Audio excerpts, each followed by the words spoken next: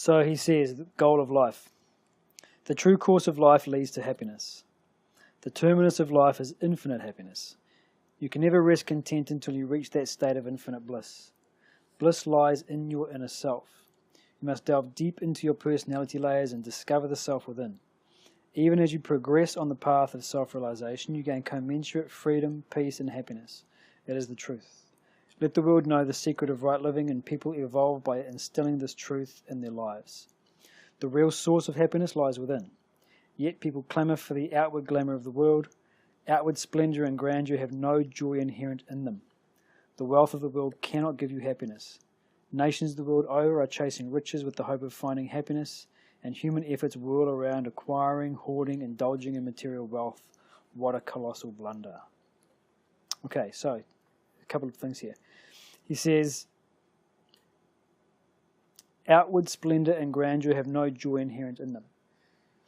So this is one of the common themes that we touch upon. The reason we keep coming back to it is because we continue to fail to be convinced of it. This idea that there's no joy, there's nothing inherently good in any object of the world. Whether it's a financial object, material wealth, a physical object, a sensory experience, an emotional object, a relationship, an intellectual object, knowledge. We believe that when we acquire the particular object, it gives us its joy content. So we make this mistake that joy is inherent in the object, and so we chase the object. So the mind is associative. We contact an object, we get joy out of contacting it, and then we conflate the object with the happiness. Thereafter, the mind always sees that's where happiness lies, and so it chases that object. What this is saying is that the objects themselves are inherently empty of joy. We expect an object or a relationship to give us satisfaction. We're always going to be disappointed. So if the objects of the world actually had joy in them, what would we observe? What would be the natural consequence if there was actually joy content in the objects and beings of the world? Well, you'd want them. Everyone would get happy when they contacted them, yeah. Sustainable happiness. Sustained, yeah. So, the example we sometimes use is like a candle flame. Put your hand over the flame, it gets hot. There's heat in the fire, and it imparts the heat to your hand. Everyone's hand gets hot when they put it over the flame. But not everyone gets the joy out of the object that you get joy out of. You contact a particular object or you contact a particular person and you derive joy from it. Another person contacts the exact same object and they get misery. They get no joy. So it's not inherent in that object. It's in the way that you are relating to the object. Even when it comes to objects that we do find give us pleasure, it's not sustained. The example we always use is mangoes. You have your first mango of the season, there's that intense joy that you get from it. Have another one 5 minutes later, less joy. Have another one 5 minutes later, a lot less joy. Another one 5 minutes later, zero joy. Another one, torture. Right? The same is true for individuals. When we contact another person. So we're in a relationship with somebody. And we get that joy from the physical contact, from the emotional contact. And so what do? Naturally there's a separation. One of us goes to work or whatever. We want to get it back again. And so we contact the person. And we get slightly less joy, which is kind of fine, but we're expecting a little more. And so there's a break again, and we keep going back. We keep going back. And so we become dependent upon that person to give us joy. At the same time, we find that the person's giving us less and less and less. So this dependency, this addiction to anything in the world is because we conflate the object with the joy content itself. It's not in the object. What he says here is that it's in ourselves. Think of it this way. When you experience joy, where is it? It's in your own mind. That's where the joy is. Go back to the example that we were using earlier of a cigarette smoker. Cigarette smoker is desperate for a cigarette. The sense of frustration and the sense of agitation is because the mind is running with that desire. Cigarette, cigarette, cigarette. That's the ripples on the pond, to go back to the same analogy. The moment he contacts the cigarette, all of those ripples disappear. The joy he experiences is because the mind has become calm. The peace is because the ripples have gone away. So happiness is the state of the mind absent of agitations. So when the mind is in its natural ground state, then we are happy. So this is what he's saying, that happiness is an internal phenomenon. And this is what we were discussing earlier, this idea that one of the ways to get happiness is to contact an object or being of the world, but it's a temporary satisfaction. The permanent way to gain happiness is to render the mind calm. And that, he says, is by delving into the personality layers. Instead of being extroverted, be introvert. So the end game of the whole thing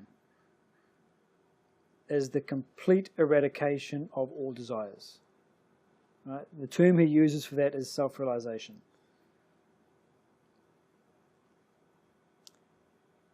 Even if we don't get to that goal, every step that we make along the way is progress. Right? So think of it this way.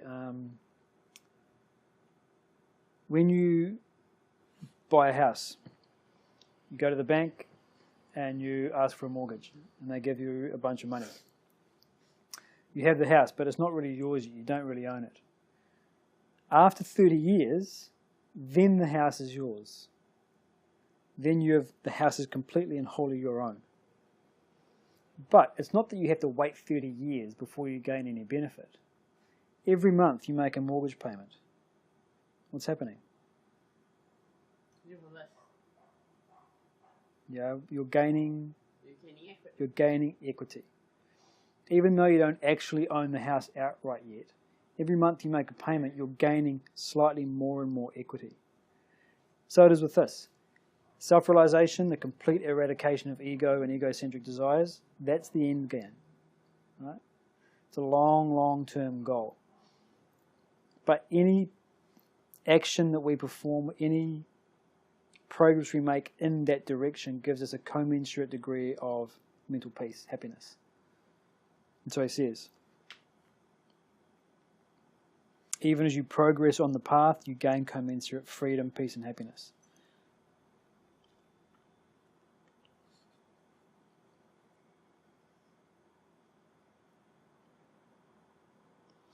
So this is another way to put it. So he's used the term peace, happiness, bliss earlier on. Now he introduces the term freedom.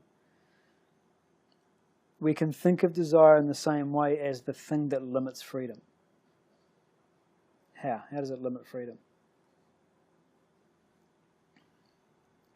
Yeah, you're not making the choice of where your energies go.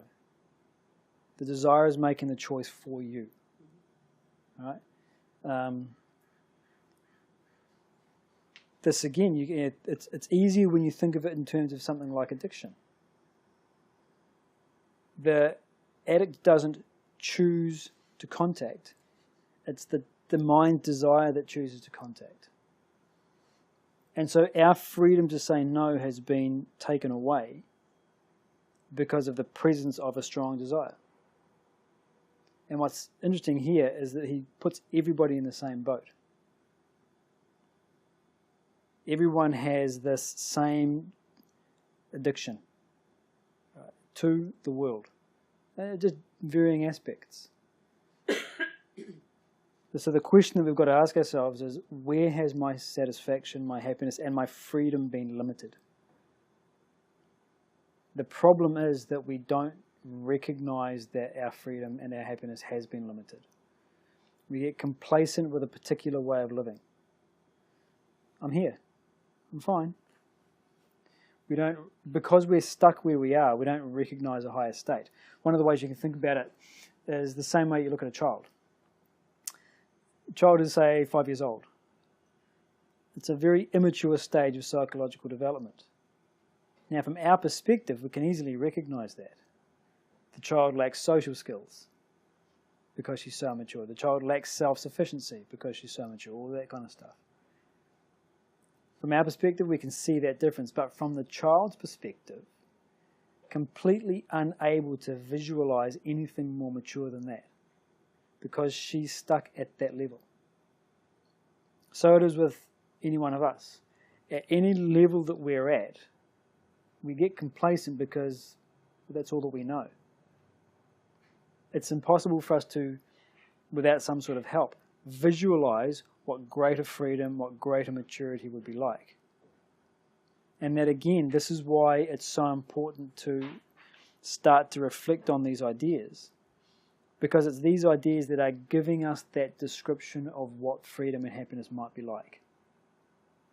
So it starts with just an intellectual appreciation, but it's got to be something that we start to visualize internally and start to feel.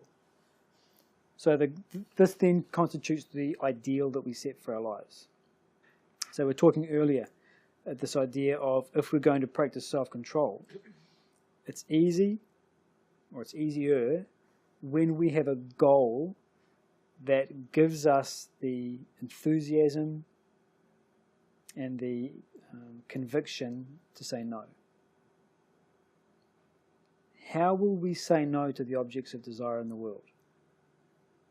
Impossible unless we have started to visualize what it means to be free.